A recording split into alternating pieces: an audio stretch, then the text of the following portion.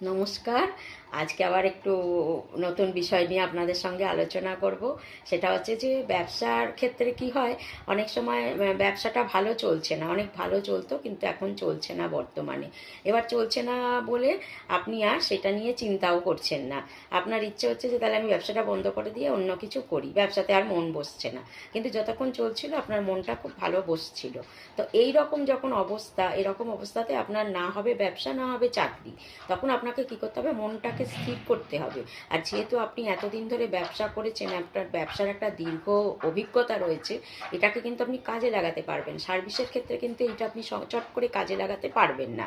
তো আপনাকে ব্যবসাটাকে ধরে রাখতে হবে। তা সেক্ষেত্রে ব্যবসাটা ধরে রাখতে গেলে তো আপনার মনটা বসছে না, ব্যবসাটাও ভালো চলছে না, এরকম একটা পরিস্থিতি রয়েছে। তখন আপনি এইটা করতে পারেন, আপনারা সাদা রঙের গণেশজির পাথরের কিনে নিয়ে আসবেন। সাদা গণেশজি পাথরের, ডান দিকে সুঁড় আছে, এই রকম দেখে যদি গণেশজি কিনে এনে আপনার টেবিলে স্থাপন করবেন।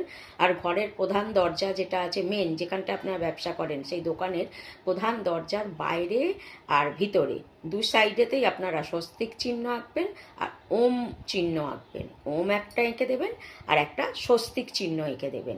এঁকে দিয়ে বাইরেটাতে একটা টাঙিয়ে দেবেন আর ভিতরটাতে একটা টাঙিয়ে দেবেন।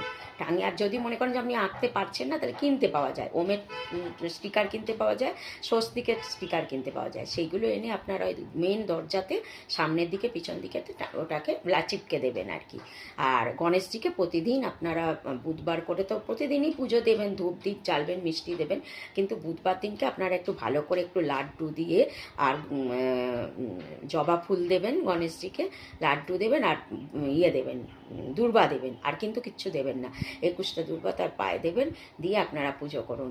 দেখুন আপনাদের কিন্তু ব্যবসায় মনও বসবে, ব্যবসা অনেক ভালো চলবে। তো আজকের মতন আসি, ভালো থাকবেন।